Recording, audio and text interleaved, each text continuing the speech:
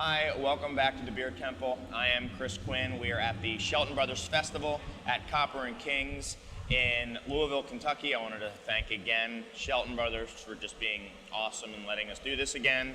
As you know, we did this at the Long Beach Festival before, and also to Copper and Kings for being so hospitable and letting us just set up in front of one of their stills, which is pretty cool too.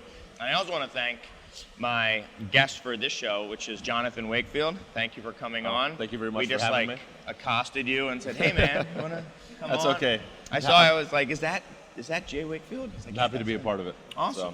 Yeah. So, if you could, I've never had. You poured me some beer. I've never had any of your beers. I've heard a lot about your beers, and even in Chicago, I think your reputation is really kind of spread. I remember hearing about you, and I could have this wrong, when you were a home brewer, Yes. right? You were you had almost like a reserve society for your homebrew beer. Can you talk a little bit about how you started? Well, I started basically homebrewing about 12 years ago, and also got wrapped into Cigar City when they first opened back in 2009. Would always travel up there once a month, twice a month, and became good friends with Joey Redner and Wayne Wambles. And Joey and Justin Clark actually came to my house during a University of Miami FSU game, drank my homebrew, ended up inviting me up for Hunapoo Day. And I actually poured Pineapple Kolsch and DFPF, the very first iteration, at their very first Hunapoo Day. And DFPF? Dragon Fruit, Passion Fruit, Berliner Weiss. Oh. It's a like a neon pink almost color. That is what I'd actually heard about. There's this Florida home brewer who makes the best Berliner Weiss in the country, and I've been like, whatever. Yeah. And then it ended up being you, and then you decided to then go out on your own and start your own brewery, and you did that through Kickstarter, I believe, or some sort of crowdsource. My idea for the whole Kickstarter campaign was You can, don't worry about it. Can I, Yeah, go for it. Hey, sorry. We'll keep it in. I'm upstairs in the distillery doing the interview. Sorry. Whoa. Holy. All right. Hold on.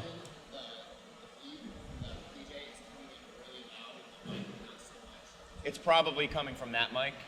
Just make sure that, these mics should be fine. Yeah, no problem. Awesome. No problem. Thanks, Steven. You were talking about how you All got right, your so, start. Yeah. So basically, we had capital, but my whole theory and thought behind doing the Kickstarter campaign was to get the craft beer community involved. So we started this campaign, and with the idea and hopes of raising, I think, $50,000 over a 45-day period, and we eclipsed $110,000 in about 2 weeks. It's amazing. So it far exceeded anything that we ever could imagine, and we were very, very thankful for everybody that took part in that, and very appreciative of all that. And it was a good.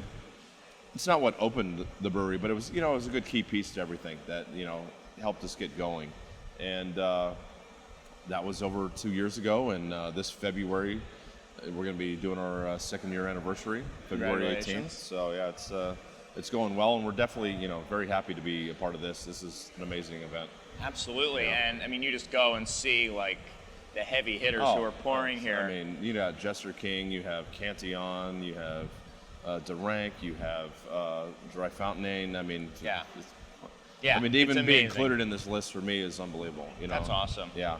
And then there's a beer here which I had heard about. Somebody kind of grabbed me and said, "Oh, have you had the fruit beer from Wakefield?" And it's Miami Madness. Miami Madness. And I went, and whoever was, I think you were completely sold out, but the guy who was pouring next to you were like, "Dude, he's completely out in the first hour." So could you tell me a little bit about this beer? It smells like pure tropical fruit. Yeah. So basically, this year's iteration is we actually beefed up the grain bill. So this year is a 6% Berliner Weiss base, 50% wheat, 50% two-row. that we kettle sour with our house lacto culture. And then during fermentation, we actually added, I think, 1,600 pounds combination of fresh Miami mangoes, guava, and passion fruit. Okay. So, yeah, it's delicious. Yeah, I think it achieves a good balance between the sour and sweet, so it comes across as a good mix. Still, you get a lot of the sweet fruit notes, but you get that back end sourness that everybody kind of like hits you in the back of the jaw. And it's balanced, and you can actually have a couple of these without it being so acidic. Oh yeah, it's not gonna rip the enamel off your teeth. Yes, absolutely. I would agree. Yeah. So, you guys now, or do you do clean beers as well, right? Oh, absolutely. We do a lot. I mean, our sour program is probably about 25 to 30% of our total production. Okay. But so everything else is all clean beers. We run 5 different flagship beers, and we do a clean beer barrel age program. We're constantly rolling out a ton of clean beers. But I mean, this is kind of what put us on the map and got us started. So we always represent that in the best possible way we can. Do you guys package at all? Yes. We actually do Miami Madness in 750 milliliter bottles, do that on an annual release. Same thing with DFPF. We're actually finally have our full line automated bottling line coming, and we're also doing cans now as well. Oh, cool. Yeah. Awesome. Yeah. And you guys are available in South Florida only? No, no. So, well, draft-wise, we're available in Miami, Fort Lauderdale, Palm Beach, the Keys, Richmond, Virginia, Washington, D.C., Boston, New York City, and we're signing with the whole state of California. Oh, yeah. Very cool. Yeah. Awesome. Yeah. And you don't go then through Shelton Brothers? Are you working with Shelton Brothers? We've worked with Shelton actually for a few different events. We did the Villaggio della Birra over in Tuscany, Italy. So they took our beer to Italy. We've worked with them for the Rape Beer Festival. Yeah. And then there was one other one that we've worked with them for. Cool. So this one, so this would be third time with working with Shelton. Okay. And then anything else that you guys have in the works now? We're actually going to work with them again for Rape Beer come January, and then we're going to work with them actually to get everybody's beer to our second year anniversary, since we're trying to do 80 to 90 breweries in Miami. Yeah. What about for the brewery outside of Shelton? Is there anything that you guys are working on? I mean, you're only 2 years old. Well, we're almost, we're going to max out capacity probably next year in the current brewery, close to about 6,000 barrels. We're already looking for our next space to do just a main production facility. We will keep the original location for more experimentals, more sours, more barrel aging, and then turn the other one just into the flagship beers and get a broader reach. We're actually signing with the rest of the state of Florida, so that's going to take more of our flagship beers to go a lot further. Okay. So then, one of the last things I wanted to mention, I have to bring it up.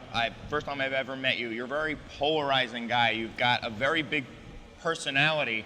Why do you think it is that I don't know, that you're such a polarizing character? I'm sorry to put you on the spot, and I don't.